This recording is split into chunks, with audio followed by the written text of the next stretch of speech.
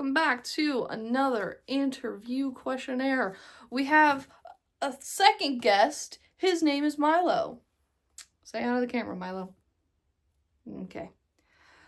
We have Migdalia Bonilla here today. This questionnaire is going to be a little more deep. This is probably one of your most vulnerable episodes. So we got Milo here as a little ESA to comfort you if you need it. Shall we begin? Yeah, perfect. What's the craziest thing he ever did? Craziest thing he ever did? Oh my god. I remember we had a kitten and we all decided to take a nap. It was me, the kitten, and whatever, Pugsley. I remember him getting up and I was like, I can't, like, I'm not gonna go back to sleep. It's already this time, whatever. So I laid in bed for about 5-10 minutes or so, and then I walked out into the living room to catch him pleasing himself while watching a video. And I was like, what are you watching? And I didn't say it in like a judgmental way. I was kind of like sad about it because I was like, damn. And he was like, nothing. And I was like, what are you watching? Like, I heard sound. And he was like, it's nothing.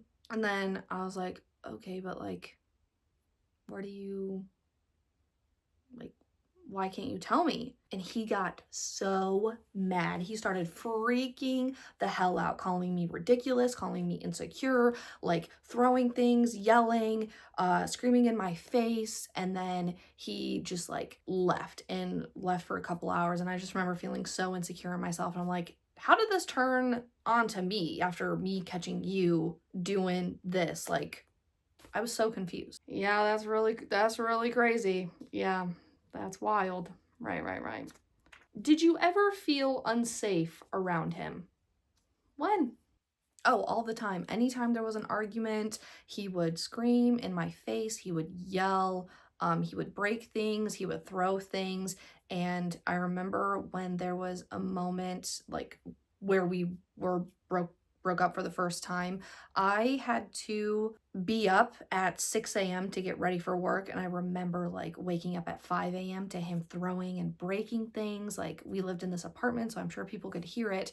And I was scared for my life. Like, I was terrified that he was going to come into the bedroom and just take his anger out on me. And I could not fall back asleep. So I remember waking up a little earlier than my alarm and finally like getting ready to go to work.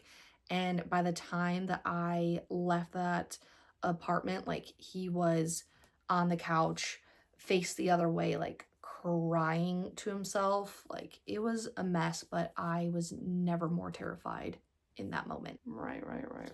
No, yeah, that's pretty scary.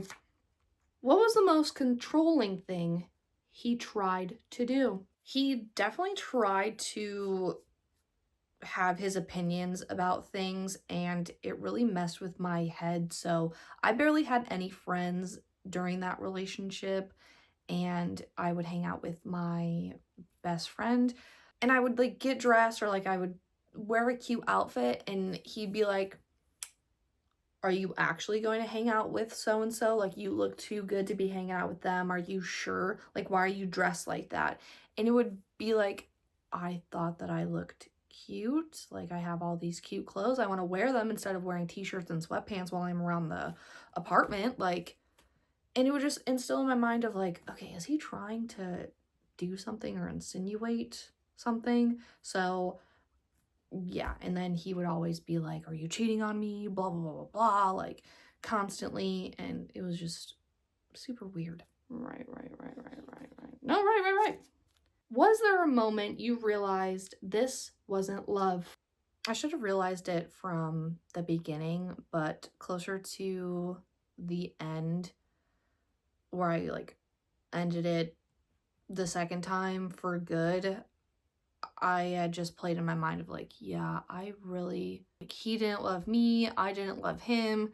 Him being a serial monogamous, like going and jumping from one relationship to another relationship to another relationship, like, that doesn't give you much time to heal. And I kind of did the same thing, which is why I stopped like dating for a long time. And I just realized closer to the end, like, I didn't actually love any of the people that I previously dated, because I didn't want to change for them. I didn't want to stop being defensive. I didn't want to be emotionally vulnerable or emotionally intimate, and I really wouldn't care about them being emotionally intimate and things, and I wasn't comfortable enough to actually talk to them about anything. Right. How did he make you feel about yourself? I was super insecure in that relationship, very much to the point where like I just hated myself. I started going to the gym. I had like a lot of self-loathing of like, why can't I look like this? Because he would follow a lot of OF models or Instagram models, and I would see it and I would like bring it to his attention, like, hey, I really don't like this. And that was in the beginning of our relationship. But then closer to like the whole time frame of our relationship, like he just still followed these people and would call me crazy and insecure for like questioning him and question why he would like follow them.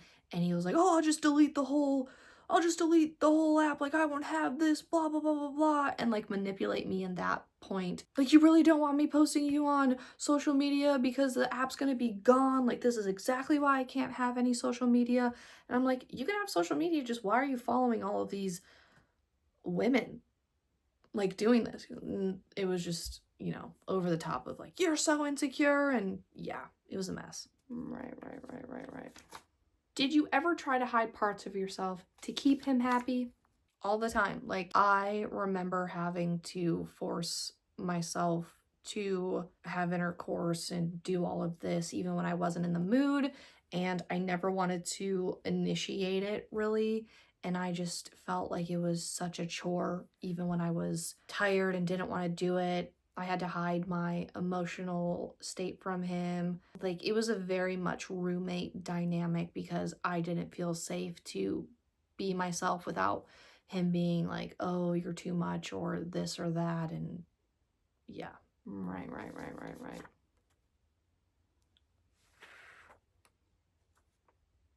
What finally made you decide to leave? Like I said before, it was an accumulation of things, but what finally made me leave is like, I wanted more. I deserved more. I didn't want to settle for this mediocrity. I didn't want to have to pick up after somebody and be their mother and whatever. And he made me not want to be a mom anymore. Like, I did not want to have kids.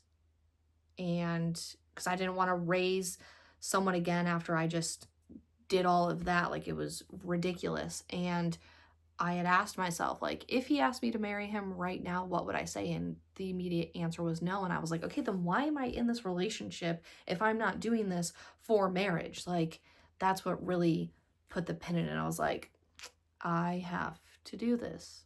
Right. All right. That concludes this interview. I hope y'all enjoyed that. Say goodbye, Milo. Yeah. Say goodbye to the people. Say goodbye. All right. Well, I guess he says fuck y'all. Have a great weekend. We will see you next time. He needs to go outside.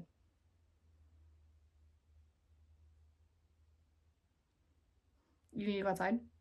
You need to go outside? Oh, he does? You need to go potty? You need to go potty? Really?